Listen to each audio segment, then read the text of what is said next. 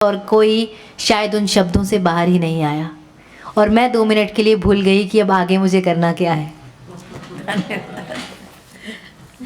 बहुत बहुत धन्यवाद मैम, बहुत बहुत धन्यवाद। अब बढ़ते हैं अपने अगले और अंतिम वक्ता की ओर। हिमाचल में बहुत सर्दी है, लेकिन हिमाचल से आए हुए ये वक्ता आपको गर्मजोशी से भर देंगे, क्योंकि कला होती ही ऐसी है। शायद इसीलिए हमने साहित्यकारों को, कलाकारों को अंत में बुलाया है कि आप इस फील को, इस रंग को अपने साथ यहाँ से लेकर जाएंगे। मैं बुलाना चाहूँगी पद्मश्री श्री विद्यानंद सराइक जी को। 4 साल की उम्र में कला की शुरुआत, गजब है इनकी जीवन की कहानी। गुरु रविंद्रनाथ के लेखन आँख की किरकिरी, इनके आंखें रे खड़कन की जुबानी। हिमाचल की कला की असली पहचान हमने इन्हीं से जानी। इतिहास को रखेंगे सदा जिंदा और जिंदगी बनपेगी संस्कृति से जुड़कर, ये बात इन्होंने ठानी। 4 साल की उम्र में इन्होंने हिमाचली कला संस्कृति पर काम करना शुरू कर दिया था। आज 80 से ऊपर इनकी आयु है और निरंतर ये कार्यरत हैं और ये बता चुके हैं कि हिमाचल की जो संस्कृति है वो कितनी अलग है, कितनी जुदा है। आइए जानते हैं इनकी कहानी, इन्हीं की जुबानी, लेकिन शुरुआत गीत से होगी। मातृभूमि को प्रणाम करता हूँ, फिर आप सभी विद्वानों को जिन्होंने अपने अपने क्षेत्र में कामयाबी हासिल की और भारतीय संस्कृति को एक जन्म दिया है। आज हमारे मध्य बैठी है संसदीय लोकतंत्र शोध एवं प्रशिक्षण संस्थान की निर्देशक महोदया। आपका आभार व्यक्त करते हैं और आपके माध्यम से हम पूरे संसद के ऋणी है कि कम से कम हमें संसद भवन में आकर के बुला करके कुछ कहने का मौका दिया। और ख़ास तौर से मैं भी इस बात को दावे से कहूँगा कि मोदी जी की सरकार ने तराश के हीरे लाए हैं। इसमें कोई बात नहीं, जिन्हें पूछता नहीं था, जो गुम हो चुके थे, जो ख़त्म हो चुके थे। जिस तरह से हमारी संस्कृति विलुप्त हो रही है, जैसे बहन जी बोल रहे थे, उस तरह से वो लोग भी नहीं जानते थे उनको। तो हम इस सरकार के भी ऋणी हैं, आपके तो इसलिए कि आपने इस बिना पानी के वृक्ष को सींच कर हमें यहाँ पर इकट्ठा किया। मैं आभार व्यक्त करता हूँ सभी का, आपका यहाँ मिलने पर, क्योंकि 1 वर्ष पहले मिले हैं। जहाँ बहुत कुछ इन्होंने संस्कृति की बुनियादों पर कहा। मैं यहीं से शुरू करता हूँ कि the culture irrigate the roots of the nation. The culture irrigates the roots of the nation. अगर देश की जड़ें सींचता है तो कल्चर संस्कृति सींचती है। उसे चाहे विवेकानंद जी के शिकागो में यहाँ की धर्म की व्याख्या हो, या आप जैसे महानुभावों द्वारा अलग अलग क्षेत्रों में, चाहे वो किसान था, चाहे वो खेती में रिसर्च थी या सामाजिक सेवा थी, उसमें कामयाबी थी। ये एक ऐसी ज़मीन से जुड़ी बात है जिसे हम गौरव से कह सकते हैं कि वास्तव में देश की सेवा आप कर रहे हैं आने वाले समय के लिए। जैसे ही इन्होंने उदाहरण दिया, तो मैं एक लाइन आपके सामने कहूँगा कि देश के ये 3 बड़े नाम, देश के ये 3 बड़े नाम, महिलाएं, सरहद पे जवान, जय किसान, जय किसान, जय किसान। एक लाइन और बता दूं, आप सभी मेहरबान बोर हो गए होंगे, लेकिन यहाँ पर कुछ एक नई एक आशा पैदा कर दी बहन जी ने यहाँ पर अपनी संस्कृति का उदाहरण देकर के। आप पिन ड्रॉप साइलेंस में मुझे नज़र आए तो ऐसा लगा कि आप सभी समझ रहे थे कि इस संस्कृति में कितनी ताकत है। आप सभी मेहरबान बोर हो गए होंगे, आइए आपको आत्मविभोर करें। आइए आपको आत्मविभोर हो जाइए। मेरी बातों से नहीं, इनकी बातों से आत्म दिल में इन्होंने जो भी बातें कही आत्म विभोर होने वाली बातें थी। इंतज़ा है मेरी नज़र इनायत भी आपकी कि आप मेरा हौसला बढ़ाने के लिए ज़रा ताली से शोर मचाइए। मैं कुछ उदाहरण पेश करता हुआ कोशिश करूंगा कि आप तक हिमाचल की संस्कृति और हिमाचल की संस्कृति का मैंने एक हिस्सा जो मैंने टॉपिक यहाँ पर लिया है वो हिमाचल प्रदेश के महासवी क्षेत्र, पहाड़ी लोक साहित्य और संस्कृति की यात्रा अतीत से आज तक, इस पर मैं अपनी बात कहूँगा। और साधारण मैं इस बात को कहना चाहूँगा, सामने कुछ वो जितना हो सकेगा मैं क्षमा चाहूँगा। मैं इस जो ये क्या कहते हैं ये पॉइंट क्या बोलते हैं पॉइंट इससे अनजान था। मैंने सोलन में 150 किलोमीटर जा करके वर्षा ऋतु में 10 इसमें जा करके उनको पता नहीं लगा, तो फिर एक ट्रेनिंग इंस्टीट्यूट में जा करके ये किया, वो भी 3-4 दिन तक लटकती रही। यहाँ 20 तारीख को भेज दिया था, लेकिन उसके बावजूद अभी मेरा बेटा रमेश जो है ना ये अभी ऑनलाइन उनसे बात करके यहाँ लाया है। तो मैं यहाँ से शुरू करता हूँ और कुछ संक्षिप्त रूप से, क्योंकि इतना बड़ा विषय है, लेकिन ये भी अगर आपको एक समय मिल गया 2 मिनट बाद ये 5-7 मिनट का, तो मैं हिमाचल प्रदेश के गीतों की, पूरे गीतों की और वहाँ के रीति पहरावे की, वहाँ की उसकी वो भी क्या कहते ये कुछ प्रस्तुति दे दूँगा। हिमाचल प्रदेश के महासवी क्षेत्र में पहाड़ी लोक साहित्य संस्कृति की यात्रा अतीत से आज तक। हिमाचल प्रदेश की प्राकृतिक, सांस्कृतिक व ऐतिहासिक पृष्ठभूमि। हिमाचल प्रदेश भारत के उत्तर में हिमालय पर्वत के पश्चिम भाग में पृथ्वी के स्वर्ग कश्मीर की घाटी के साथ तिब्बत की सीमाओं को स्पर्श करता मनमोहक भूभाग है। ऊंचे नीचे गगनचुंबी पर्वतों, तीव्रगामिनी नदियों व झरनों के पवित्र जल धाराओं के साथ मनमोहक वादियों में बसा प्रांत 1948 में कई रियासतों के मेल से स्थापित हुआ था और इस प्राकृतिक सुंदरता में अतीत की बहुरंगी संस्कृति सांगीतिकी के साथ इस प्रदेश के मौखिक इतिहास की भी सुंदर अभिव्यक्ति है। यही 33 करोड़ देवता का वास है और इसे देवभूमि भी कहा गया है। हम यहाँ की संस्कृति को जानने के लिए इसे हिमाचल प्रदेश को 3 भागों में विभक्त करते हैं। एक है जनजातीय क्षेत्र। ये सौभाग्य है हिमाचल प्रदेश का कि जिस तरह भारत में यहाँ 3 बड़ी जातियाँ रहती है, एक है मंगोल प्रजाति, एक है द्रविड़ प्रजाति और एक है आर्य। इसके सिवा कुछ नहीं, बाकी 50 जातियाँ हों एक अलग बात है। ये जो 3 रेसिस है ये भारत की है, लेकिन ये 3 ही जातियाँ हिमाचल प्रदेश इस तरह से हैं। एक है जनजातीय क्षेत्र। हिमाचल प्रदेश के लाहौल स्पीति के किन्नौर जनजातीय क्षेत्र है, जहाँ पर बौद्ध धर्म और भोटी बोली भाषा का प्रभाव है। यहाँ की संस्कृति भी अनादिकालीन है। नृत्य गायन परंपराएं सदियों की विरासत है। दूसरा है खौभाग डोगरी क्षेत्र। कांगड़ा, चंबा, हमीरपुर, ऊना, बिलासपुर, मंडी जनपद डोगरी बोली से प्रभावित है। यहाँ पर भी सांगीतिकी के साथ संस्कृति और सभ्यता का विकास हुआ है। अब हम असली अपने विषय पर आता हूँ। तीसरा है हमारा महासवी क्षेत्र। महासवी क्षेत्र यहाँ के प्रसिद्ध महासू देवता के नाम अतीत की बहुमूल्य संस्कृति और लोक साहित्य की देवभूमि है। इस धरती पर शिमला, सोलन, सिरमौर जनपद के साथ साथ मंडी का करसोग इलाका और कुल्लू जनपद का भी मेल खाते हैं। यहाँ के लोकगीतों, लोकतालों में काफ़ी समानता है, लेकिन यहाँ पर महासवी क्षेत्र की व्याख्या गिरी गंगा की प्राचीनता का महत्व तथा पवित्रता के साथ प्रस्तुत करना अपेक्षित है। इसलिए गिरी गंगा का महत्व महासवी क्षेत्र की संस्कृति पर युगों की पहचान है।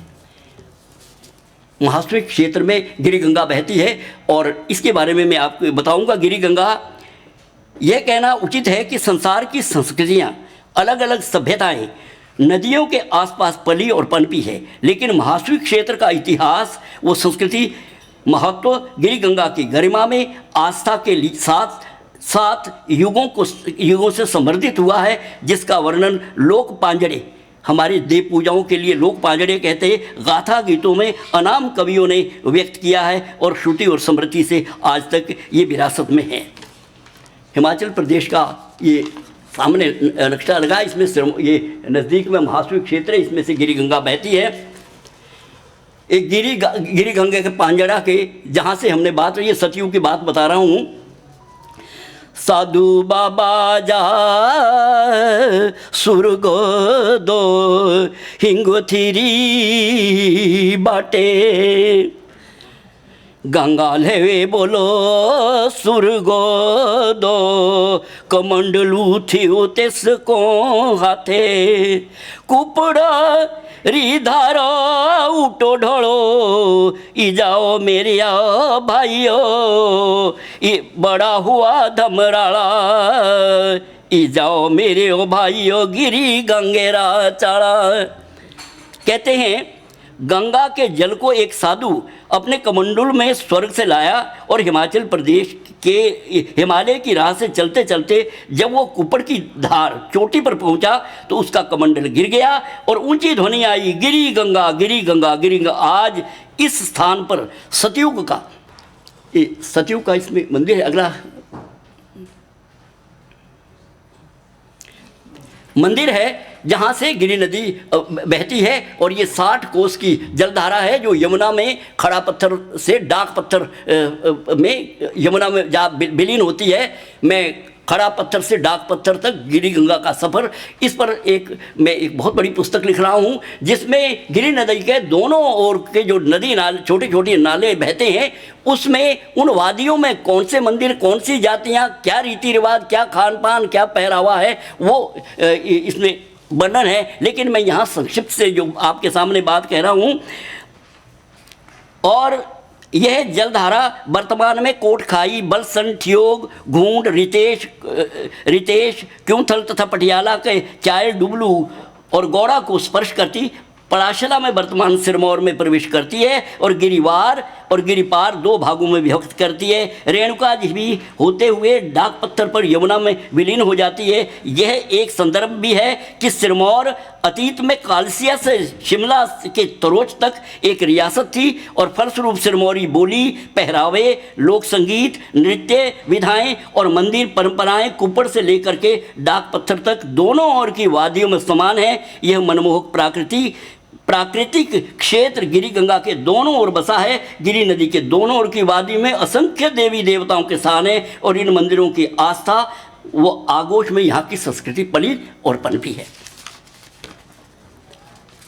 ये गिरी सतयुग के संदर्भ में गिरी गंगा के साथ ये हमारी गाथा गीतों में जो पहला भी है, ये गाथा गीत है हमारे असंख्य। आगे चल करके मैं बताऊंगा कि कौन से गाथा गीत है और किस समय में गाते हैं।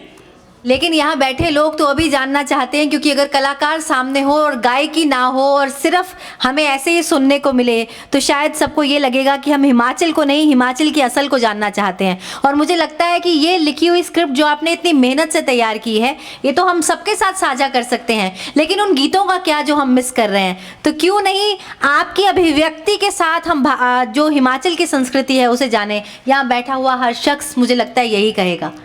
अब जब नाटी की बात आएगी कि सिरमौरी और शिमला कुल्लुई नाटी में आपने सुना होगा कि 15,000 लोगों ने गिनीज बुक में वो अपनी दस्तक दी थी। तो खैर ये आगे चल कर के मैं आपको बताता हूँ और गा के भी सुनाऊँगा।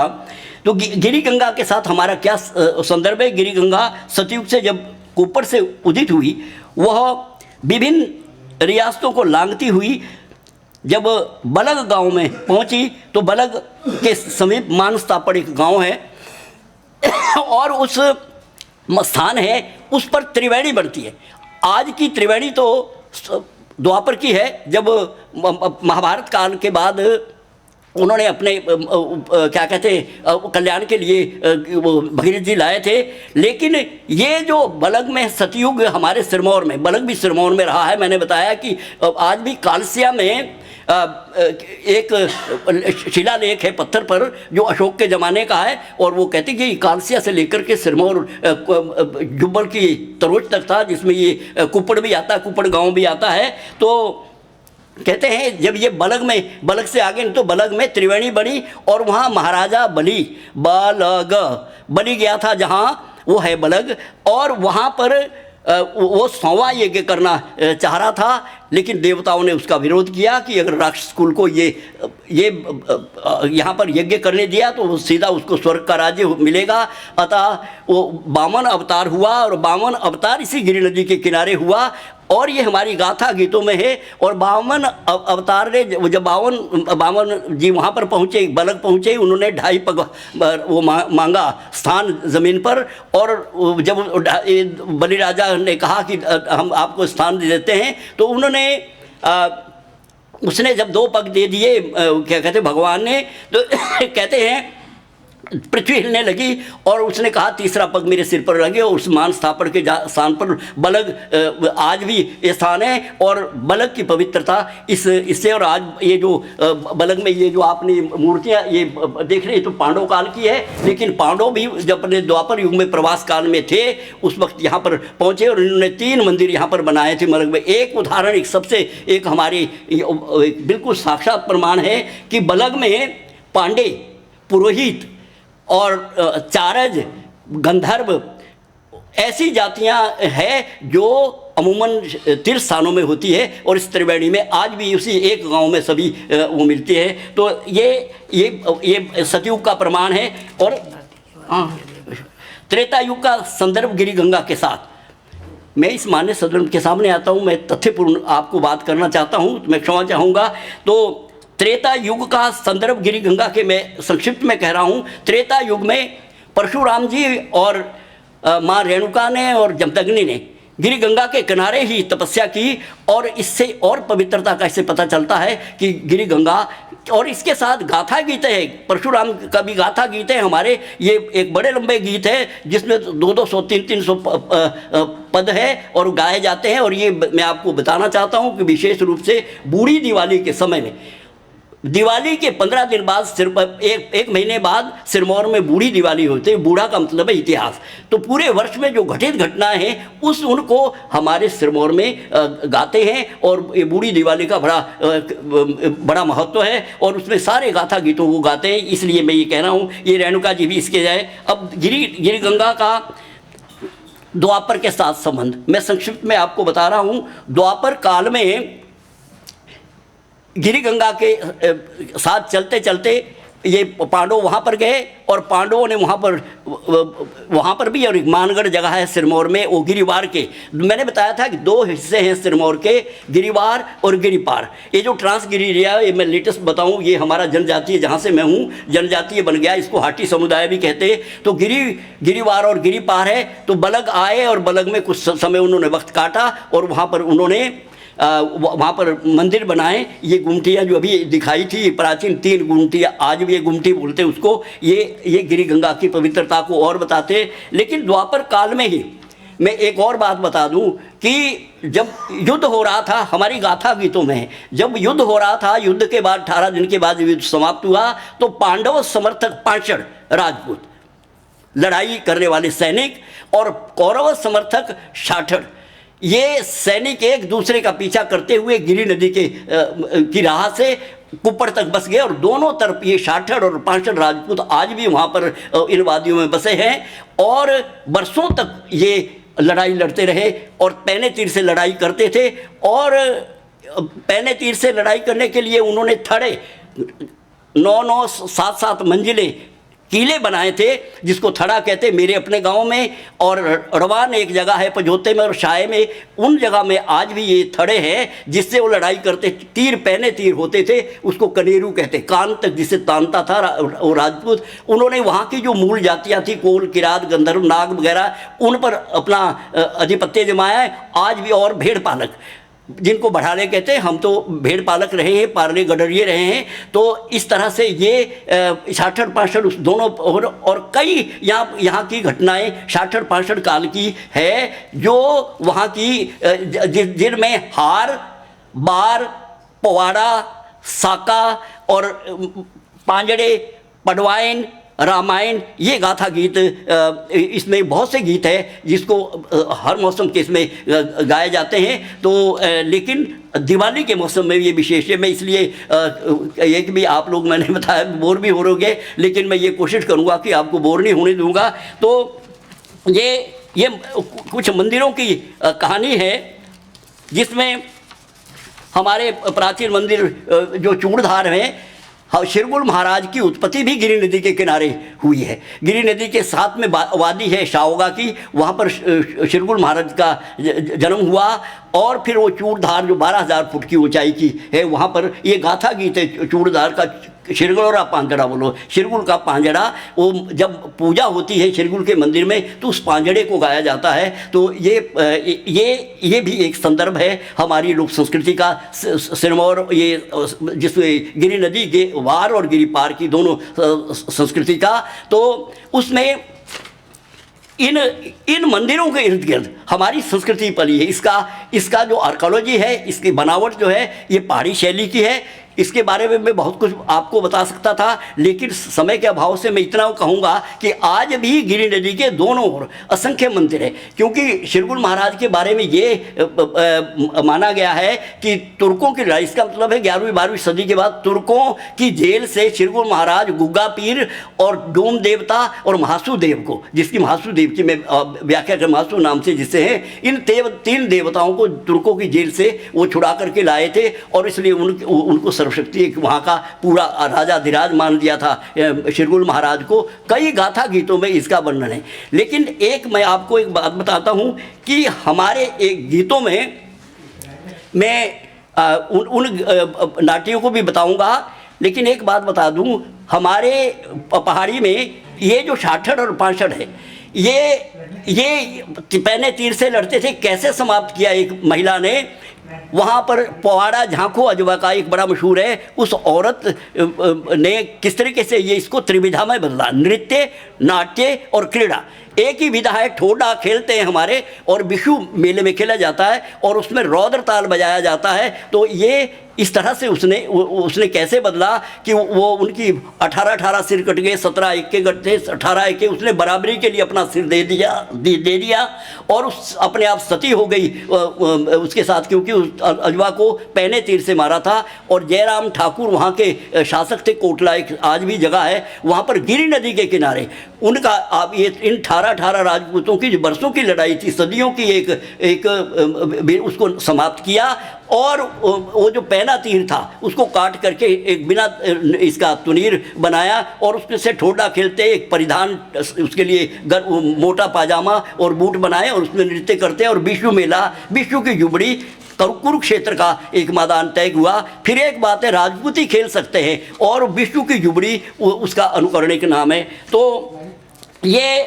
हमारे इसमें लोकताल है, लोकतालों में देवताल है, देवतालों में बहुत से ताल बजते हैं। सुबह चौगड़ी बजती है, फिर पाची बजती है, फिर उसके बाद संधिवा बजता है संध्या के समय, और रात को बेड़ बजती है, उसमें 9 तालें बजती हैं, उसको नौगत कहते हैं। बधाई ताल उसमें ऐसा है जो 14 मात्रा की दुगन बजती है। ये मैं आपको मौखिक नहीं बता रहा, मैं इन सबको तालों को बजाना भी जानता हूँ कि मैंने काल और ताल एक पुस्तक लिखी है, उसमें भी मैंने इसको गए। अब संस्कार ताल है हमारे, जब जन्म के समय बेहुल बजती है और जब शादी होती है बेया बजता है, जंग ताल बजती है और मृत्यु ताल बजती है। मृत्यु ताल में सो और रामकड़ी, डलदा छतर आदि ताल बजते थे जो अब विलुप्त हो चुके हैं। फिर मनोरंजन तालों में हमारे 8 मात्रा की गी गांठी है। अब आप सुनेंगे कि मैं आपको इस नाटी की 4 विधाएं बता रहा हूँ और उनको आपको प्रस्तुत कर रहा हूँ, ये 8 मात्रा की। और फिर एक बात आपको बता दूं कि आपने याद रखना कि इन चारों गीतों में ढाठू, आप समझते स्कार्प जिसको कहते हैं, मैं आपका नाम लेना भूल गया, क्षमा था कि आपने इतने सुंदर तरीके से सभी को प्रोजेक्ट किया है, आप के हम अत्यंत आभारी है। सुबह से लेकर के विधिवत बड़े शातिर दिमाग से और चालाकी से भी और उस्तादी से भी और अपनी वाकपटुता से भी हमारे को सबको संवारा सजाया है। तो मैं आपके सामने 8 मात्रा की नाटी, मेरी नाटी का जो विषय है वो ढाठू है, याद रखना। ये 8 मात्रा की नाटी है। ढाटू के विषय में मैं बताना चाहूंगी कि हिमाचल में जितनी महिलाएं हैं, निखाए घाले प्योड़े ढाठुए, निखाए घाले प्योड़े ढाठुए। इसमें 4 ताली, एक खाली 8 मात्रा की ताली में निखाए घाले प्यूणे ढाठुए, निखाए घाले प्यूणे। किस पीले ढाठू ने मुझे बर्बाद कर दिया, तबाह कर दिया है। श्रृंगारिक है जरा थोड़ा सा। सावणो भिजणू ढोब कुण भिजा माई। कहते सावन भादु में वर्षा होती है। कौन ऐसा जवान आदमी है नहीं भीगा नहीं है वो क्या कहते जवानी दो रिजणू ढोब कुण रिजा माई। कहते जवानी में रिजना सजना धजना कि कोई मुझे तो चाहे, मेरा चाहने वाला हो या किसी का चाहने वाला हो। तो कहते कौन ऐसा आदमी जवानी दो रिजणू ढोब कुण रिजा माइए हो निखाए गाले पिवड़े ढाठुए बोलो तो ही जो माटू माटू बोल गया था कि इस पीले ढाठू ने मुझे तबाह कर दिया, अब क्या करूं, किधर को जाऊं। सावन में जवानी में मैं भी रिझता था, लेकिन इस काले ढाठू वाली ने तो मेरा तबाह ही कर दिया। तो ये एक 8 मात्रा का गीत था। अब मैं 12 मात्रा की प्रस्तुति दे रहा हूँ। रौदर ताल बोलते, ये रथौड़ा ताल बोलते। तेरे मुंडो दा, फिर ये भी बता दूं, जो अगर कोई शास्त्रीय संगीत से तो एक ही लय में एक ही सुर में ये चारों विधाएं मैं आपको प्रस्तुत कर रहा हूँ। तेरे मुंडो दा पिवड़ा ढाठू मेरे मुंडो दा टोपा सूचे चालना समझे रो आया जमाना खोटा। अब गा नहीं सकता क्योंकि बेसी लांग गया हूँ, लेकिन मैं भी हाई आर्टिस्ट रहा हूँ all India radio Shimla Delhi कई जगह का। आपकी आवाज़ जवान लोगों को भी मात देती है सर। तेरे मुंडो दा, तेरे सिर में कहते पीला ढाठू, कितना अच्छा लग रहा है।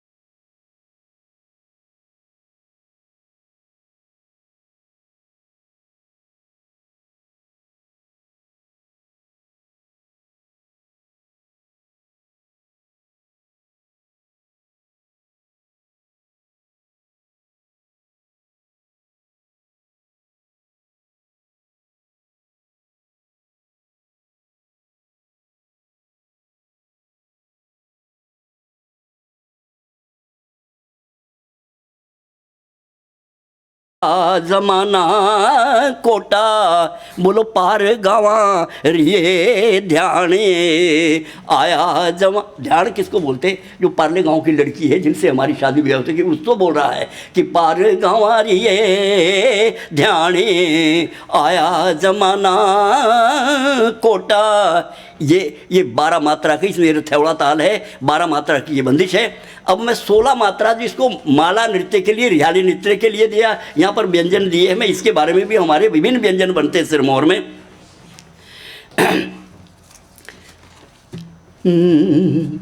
ढाठू, ये 16 मात्रा की बंदिश है। आप जब नाटी लग रही हो, दिल पे हाथ रखिए। यहाँ पर ये जो दिल की धड़कन है हमारी, नाटी दिल की धड़क,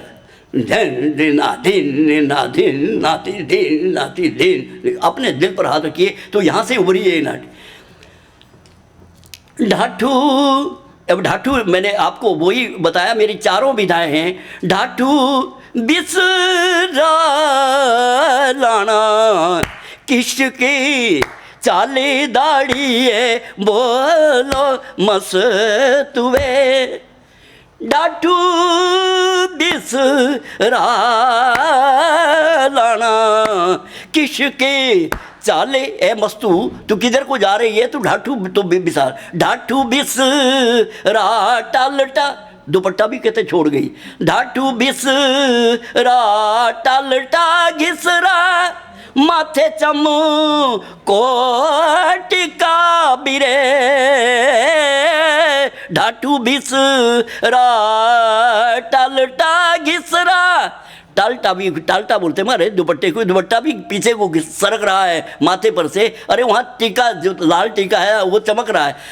माथे चमको टीका बिरे गोरा तेरा बोलो मूटा दाड़िए, पड़ो सूरजो फीका बिरे बोला ढाटू बिसरा लाना किसके चाले कैसे सज धज करके तू कहाँ जा रही है। ढाटू फिर छोड़ दिया, बाकी कपड़े पहन रखे लेकिन ढाटू भी छोड़ दिया, दुपट्टा भी छोड़ दिया, लेकिन जो तेरे माथे का ये बिंदी है उसके सामने कहते सूरज भी फीका पड़ रहा है, इतना सुंदर है। उससे सुंदरी का ऐसा वर्णन किया है। ये 16 मात्रा की बंदिश है। इस पर ढीली नाटी और माला नृत्य में भी, जिसको रासा कहते हैं, उसमें भी ये नृत्य किया जाता है। तो अब एक बंदिश है हमारे 6 मात्रा की नाटी होती है। ये कुल्लू से लेकर के ये नाटियाँ अलग अलग वाद्य तालों की जो थाप में बजती है, लेकिन इस गिरि नदी के दोनों ओर ये बहुत ज़्यादा इसका है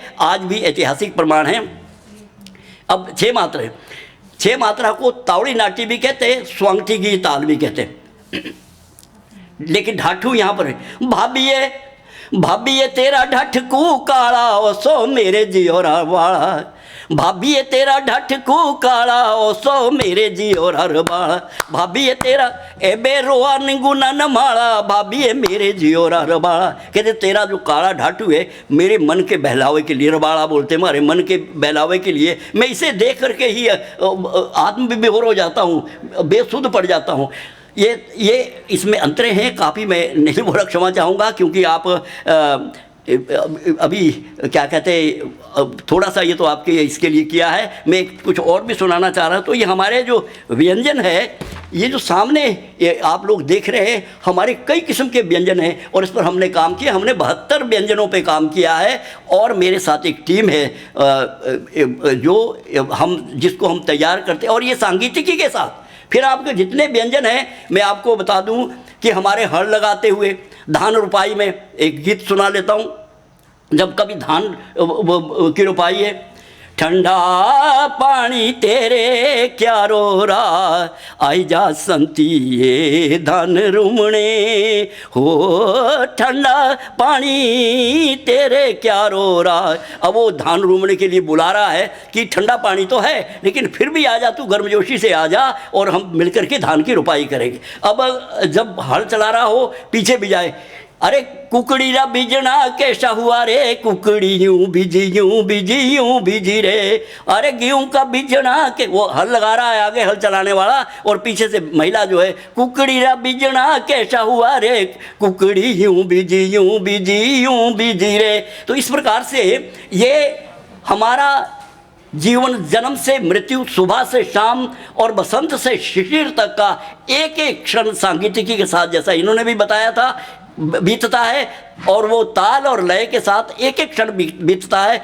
और उसे इन अनाम गायकों ने, अनाम कवियों ने पीढ़ी दर पीढ़ी श्रुति और स्मृति से, और अगर मैं गलत नहीं कह रहा विद्वानों, तो चाहे आपके वेद है चाहे पुराण है, वो श्रुति और स्मृति से ही आज तक हुए। वो उस वक्त ना तो टाइपराइटर था ना कोई इंटरनेट था, बल्कि श्रुति और ब्रह्मा ने बोले उसका अनुकरण किया, चाहे भरत मुनि ने लोक नाट्य वो बताया और अनुकरण किया और आगे जा कर के उसका कारण किया। तो हमारा बसंत से लेकर के जब ये जो अभी खान पान है, हमारे चैत्र और वैशाख की संक्रांति को बिशड़ी साजो बोलो, बिशु का साज बोलते हैं। इस दिन हमारे बिशु के बागटे बनाते हैं, मतलब मीठे उबाल पर पकाते और सिड़गू पकाते हैं। इसी तरीके से हर महीने में ये, और मैं आपको बताऊं दिवाली के पर्व पर एक ऐसा हमारा आहार बनता है, ये पठांडे बनते हैं, सिड़कू बनते हैं, क्या कहते हैं ध्रुटी बनती है, धनोड़ियाँ बनती है। लेकिन उस वक्त एक लस्सी में चावल पका करके कांजन बनाई जाती थी। डॉक्टर वाई एस परमार इसके लिए बड़े वो खुश रहते थे और उस 3 दिन के बाद वो बनाते और बहनों को और सबको, और सारा संगीत भी चला हुआ है, लय भी चली हुई है। यहाँ तक कि बड़ियाँ बनानी हो ना, बड़ी जानते हैं आप लोग के सबके लगाते हैं मांस की, उड़द की, तो अगर बड़ी लगानी तो बड़ी लगाने के भी गीत थे और बड़ियाँ लगा रही है और पढ़ुआ नाच रही है, लोग गिद्दे नाच रही है। तो इस तरह से ये व्यंजन भी इसी तरीके से हमारे नृत्य भी कई प्रकार के हैं और उन नृत्य में हमारे नृत्य, ये तो हमने बताया इन 4 नाट्यों के साथ है। इसके अलावा हमने बहुत से कुछ नृत्य की खोज की है, जिसमें सीटू नृत्य है, जिसमें बड़हाटू नृत्य है, ठोडा नृत्य है और क्या कहते हैं, इनमें इनकी पुस्तकें भी प्रकाशित की है। और करियाला शैली पे हमने आपको बता दें कि रविंद्रनाथ टैगोर की एक आँख की किरकिरी नाम की एक उपन्यास है, उसको आखिरी खड़खड़ नाम से करियाला शैली सिरमौर जनपद का एक बहुत ही एक लोकनाट्य है, जो सामायिक संवादों का एक अनूठा रंग है। तो ये कुछ बातें थी जो मैंने आपसे कही। आप अब मैं तो बहुत कुछ ये लिख करके लाया था और उसी 20-22 मिनट के इसमें अब अगर आप 2, 3, 4, 5 मिनट दे तो मैं एक लाइन हिमाचल प्रदेश की आपकी सैर करवा लेता हूँ। तो अगर है, नहीं तो क्या कहते हैं, तो हिमाचल के गीतों को भाई आप लोग सुन लेंगे तो उसमें मेरा जो शुरुआत है उसमें एक लाइन है सिरमौर की, मेरे पहाड़न बांके हो ऊंचड़ी धारो बस दे चजर चातरा चटुआ से खिण खिण खिण खिण हंस दे। ये एक शुरुआत है। चंबे रे चंबयाड़न सो, वो चंबा की, वो मेरी जो पहाड़न है वो चंबा की चंबाड़न, गुजरे गवाड़न सो, वो क्या कहते हैं, भैंसे भी पालती है।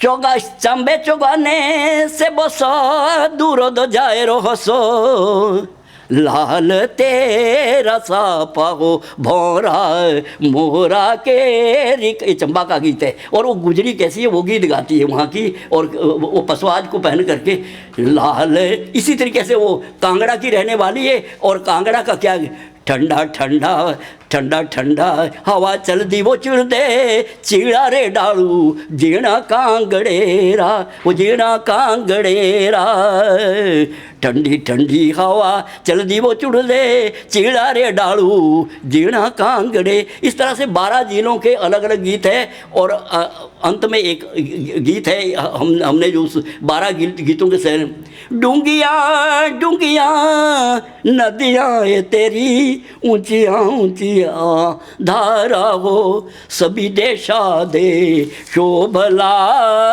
मेरा हिमाचल प्यारा हो, मेरा हिमाचल प्यारा हो।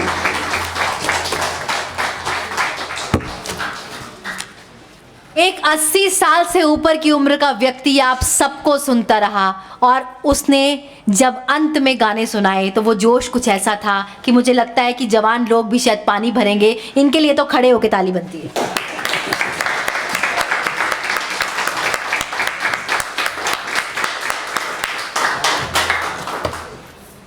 हिमाचल चाहे पहाड़ों में बसता हो लेकिन बड़े बड़े लोगों को खड़े होने पर मजबूर कर देता है। बहुत बहुत धन्यवाद सर। और अंत में आप सबको धन्यवाद करने से पहले आप सबके लिए एक पंक्ति कहना चाहूंगी कि आंखों में ख्वाब ऊंचे रखने वाले जमीन पर बैठ यूं आसमान की ओर देखा नहीं करते, इरादों में बुलंदी रखने वाले तूफानों से टकराने में डरा नहीं करते। सुना है जनाब ये वही लोग हैं जो हस्ताक्षर को ऑटोग्राफ में बदलने की काबिलियत रखते हैं। ये वही लोग हैं जिनके नाम के आगे पद्मश्री, पद्म भूषण और पद्म विभूषण मान बढ़ाया करते हैं। बहुत बहुत धन्यवाद आप सभी का कि आप सभी मौजूद हुए। और अंत में मैं अनुरोध करना चाहूँगी प्राइड की निदेशक डॉक्टर सीमा कौल जी से कि वो आप सभी का धन्यवाद अदा करें। First of all, on behalf of Pride Parliamentary Research and Training Institute for Democracy, I thank you all for all the Padma awardees, those who have joined here and those who have acceded to our request and have come here, and also to those who have joined online. मैं आप लोगों से ये एक बताना चाहूँगी कि आपकी presentation and everything will be shared on the members portal. आपकी प्रेजेंटेशन को अगर बोलने में हम लोगों ने थोड़ा समय कम दिया है, लेकिन आपकी प्रेजेंटेशन जहाँ पहुँचनी चाहिए ऑनरेबल मेंबर्स ऑफ पार्लियामेंट के लिए इसके पास, ताकि वो अपनी कॉन्स्टिट्यूंसी डेवलपमेंट के लिए कहीं भी कुछ भी अगर कोई यूज़ करना चाहे तो आपकी कॉन्टैक्ट डिटेल्स और आपके नाम के साथ मेंबर्स पोर्टल पे पूरी तरह से रखी जाएगी। और जब कभी भी किसी मेंबर को आपसे कोई भी सहायता चाहिए होगी अपनी कॉन्स्टिट्यूंसी की डेवलपमेंट के लिए, वो आपसे सीधा जो है संपर्क करेंगे। तो इन शब्दों के साथ आप सबको सुना, और मैं ये ज़रूर कहूँगी कि बहुत ज़्यादा प्रोत्साहन हमें मिला है कि हमें इस तरह के प्रोग्राम को और कंटिन्यू करना चाहिए, और आप सबको बुला के जो है हमें और ज़्यादा भी सुनना चाहिए। और इसके साथ ही बहुत बहुत धन्यवाद। बहुत बहुत धन्यवाद आप सभी का।